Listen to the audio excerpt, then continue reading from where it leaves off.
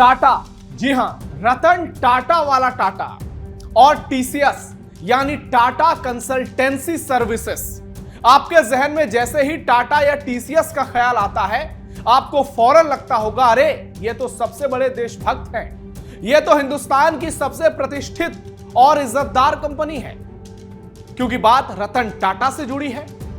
लेकिन आप बहुत बड़े गलतफहमी में हैं, क्योंकि यह टाटा और टीसीएस जो है, यह कोई देशभक्त नहीं है।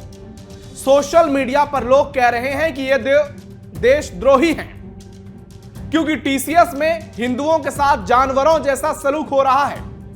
इस खबर ने पूरे भारत को हिला दिया। अमरावती में भी धर्मांतरण को लेकर सनसनीखेज खबर आई, और नासिक के टीसीएस ने तो गजब ही कर दिया। लेकिन टीसीएस नासिक से जुड़ा अब एक और मामला सामने आया है। इसलिए लोग कह रहे हैं कि यह कंपनी देशभक्त नहीं, जिहादियों का अड्डा है। यह देशद्रोहियों की कंपनी है, यह सनातन विरोधियों की कंपनी है, और रतन टाटा के घर जिहादी हैं। आप सोचते होंगे, आपके दोस्त, आपके घर परिवार के लोग टीसीएस में काम करते हैं, तो आपको लगता होगा सरकारी नौकरी करते हैं। मेरे भी कई जानने वाले लोग टीसीएस टाटा से जुड़े हुए हैं। लेकिन जब ऐसी खबर सामने आती है, सच्चाई से पर्दा उठता है, तो लगता है मानो भूकंप आ गया।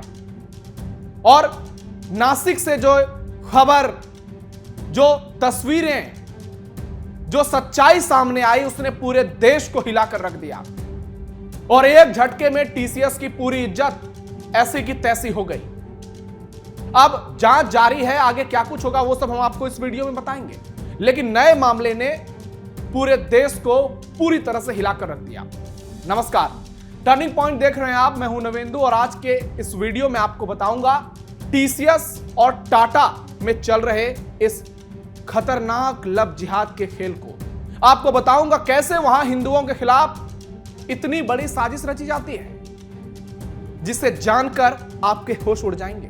वीडियो को लास्ट तक जरूर देखिएगा।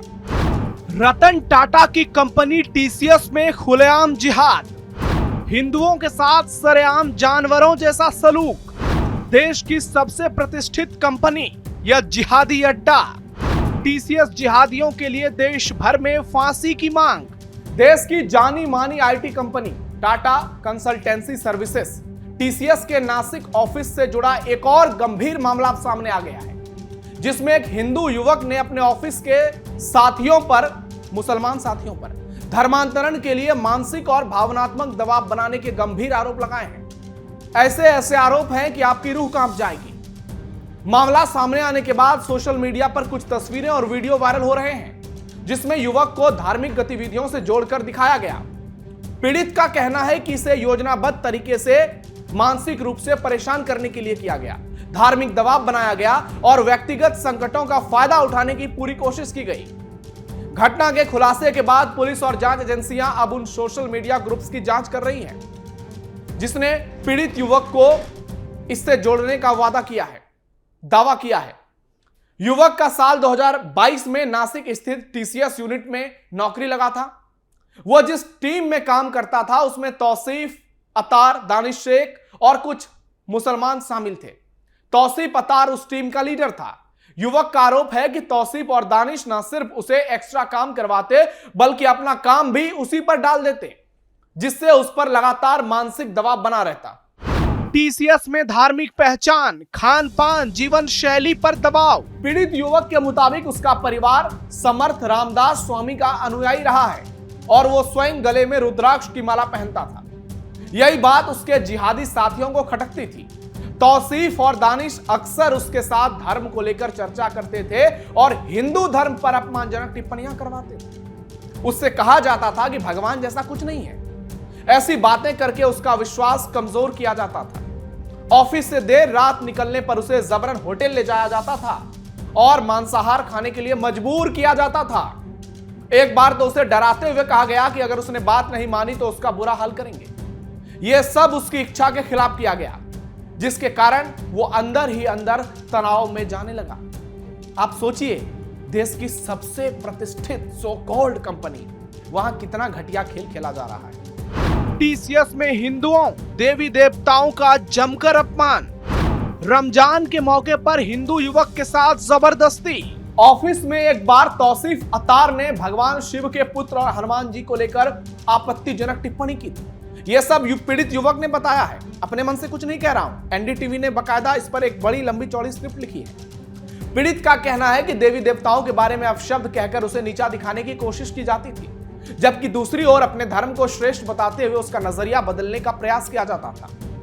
धीरे धीरे बातचीत को निजी जीवन और पारिवारिक समस्याओं तक ले जाया गया। इसकी आड़ में उसे ब्लैक मैजिक जैसी बातों की सलाह दी गई। वो पहले ही मानसिक दबाव में था और इस तरह की चर्चाओं से उसकी स्थिति और खराब होती चली गई। युवक ने आरोप लगाया कि रमजान ईद के दौरान तौसीफ उसे लेने अपने घर गया, जहां कथित तौर पर उसके सिर पर टोपी पहनाई, नमाज पढ़वाई, उसकी तस्वीरें खींचकर एक खास सोशल मीडिया ग्रुप्स में शेयर किया और बाद में उसे भी उस ग्रुप में शामिल करा दिया। इन घटनाओं के बाद युवक खुद को काफी असहज और मानसिक रूप से तनाव में महसूस करने लगा।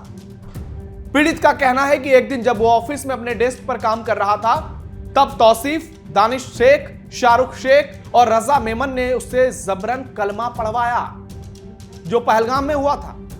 इस घटना ने उसे अंदर तक हिला दिया और उसे लगा कि उस पर संगठित दबाव बनाया जा रहा है। जब युवक के पिता को पैरालिसिस का अटैक आया और परिवार में संकट था, तब उसे कथित तौर पर यह कहा गया कि यदि वो धर्म परिवर्तन कर लेगा तो उसके पिता ठीक हो जाएंगे। युवक का दावा है कि उससे यह भी कहा गया कि हिंदू धर्म में रहने से कुछ नहीं होने वाला है, बुरा ही बुरा होगा। और इन तमाम चीजों के चलते वो टूट गया था। आप खुद सोचिए, जब किसी का ब्रेन वॉश होता है और आदमी उसमें खुद को संभाल लेता है, तो फिर उसके बाद क्या स्थिति होती है? फिर तो वही होता है, वो कसाब बनता है।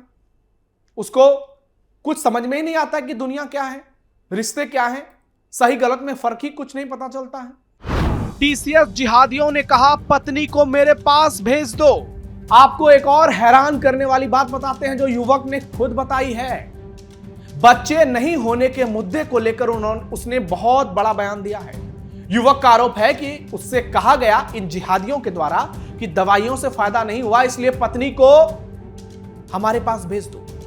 सोचिए, इस बात पर जब उसने आपत्ति जताई तो गुस्से में आकर उस पर पंखा फेंका, मारा और जान से मारने की धमकी दी। सोचिए क्या हो रहा है। चुल्लू भर पानी में डूबकर इन जिहादियों को मर जाना चाहिए। इस घटना की जानकारी उसने कंपनी की एचआर अधिकारी अश्विनी को भी दी थी। आप सोचिए ये हो क्या रहा है। टाटा जैसी कंपनी में कहा जाता है कि अपनी पत्नी को हमारे पास भेज दो। फिलहाल पुलिस और जांच एजेंसियां उन सोशल मीडिया ग्रुप्स की गहन जांच कर रही है जिसमें युवक को जोड़े जाने का दावा किया जा रहा है। और 180 वीडियो वाला जो मामला है, उसमें मुख्य आरोपी दानिश शेख के घर पर फडणवीस ने बुलडोजर चलवाया है। और इस मामले में जांच का उद्देश्य यह पता लगाना है कि इन ग्रुप्स के पीछे कौन लोग हैं। और जो जानकारी मिल रही है उसके मुताबिक आशंका जताई जा रही है कि धर्मांतरण के लिए दबाव बनाने की रणनीति के तहत इन ग्रुप्स का इस्तेमाल किया जा रहा है। टीसीएस स्कैंडल में निदा खान पर बड़ा खुलासा। टीसीएस स्कैंडल मामले में जांच जैसे आगे बढ़ रही है, नए तथ्य सामने आ रहे हैं। एसआईटी की जांच में यह पता चला है कि मुख्य आरोपी निदा खान पिछले 2 महीने से थाने के मुमरा इलाके में अपने पति के साथ रह रही थी। यही एचआर थी टीसीएस में। इसी कड़ी में नासिक पुलिस ने उसके पति को हिरासत में लेकर पूछताछ की। पुलिस के मुताबिक फिलहाल पति के पास निदा के कथित कामों से जुड़ी कोई ठोस जानकारी नहीं मिली, लेकिन जांच में यह सामने आया कि निदा खान टीसीएस में असिस्टेंट जनरल मैनेजर एजीएम के पद पर कार्य करती। सोचिए, एजीएम। पुलिस का दावा है कि अपने पद का कथित दुरुपयोग करते हुए उसने कई मामलों को दबाने की कोशिश की। यह कथित फथित छोड़िए, और इस केस से जुड़े कुछ अन्य आरोपी उसके इशारे पर काम करते रहे। इस पूरे मामले की शुरुआत 26 मार्च को हुई, जब नासिक के देवलाली कैंप पुलिस स्टेशन में एफआईआर दर्ज कराई गई। और जिन्होंने एफआईआर दर्ज कराई, शिकायतकर्ता, उन्होंने आरोप लगाया कि जुलाई 2022 में उसे शादी का झूठा वादा देकर धोखे में रखा गया, उसके साथ शारीरिक संबंध बनाए गए। इस आधिकारिक पुलिस रिपोर्ट में निदा खान को तीसरे आरोपी के तौर पर नामजद किया गया। पुलिस के बयान के मुताबिक निदा खान मुख्य आरोपी दानिश शेख की बहन है और उस पर मामले में मिली भगत का आरोप है। अभी कुछ दिन पहले ही खबर आई थी, भाई बहन ने मिलकर हिंदू लड़की का क्या हाल किया था। शिकायतकर्ता का कहना है कि निदा खान और अन्य लोगों ने मिलकर उससे जुड़े तथ्यों को छुपाया और शादी से संबंधित सच्चाई को साफ तौर पर सामने नहीं आने दिया। जब पीड़िता ने परिवार से बात की तब भी उसे ताल मटोल वाले जवाब दिए गए। पुलिस के मुताबिक अब तक दानिश शेख, तौसीफ अत्तार, रजा मेमन, शाहरुख कुरैशी, शफी शेख, आसिफ, आफ्ताब अंसारी और एक महिला प्रबंधक संचालन को गिरफ्तार किया जा चुका है। निदा खान के पाकिस्तानी कनेक्शन का दावा किया जा रहा है। मामला सामने आने के बाद इन सभी कर्मचारियों को निलंबित तो कर दिया गया है, लेकिन इनको फांसी कब मिलेगी, लोग पूछ रहे हैं। पुलिस का कहना है कि जांच के आधार पर आगे और गिरफ्तारियां होंगी। लोग कह रहे हैं हमें गिरफ्तारियों से मतलब नहीं है, इनको ठोको। लोग इस जिहादी के लिए फांसी की मांग कर रहे हैं।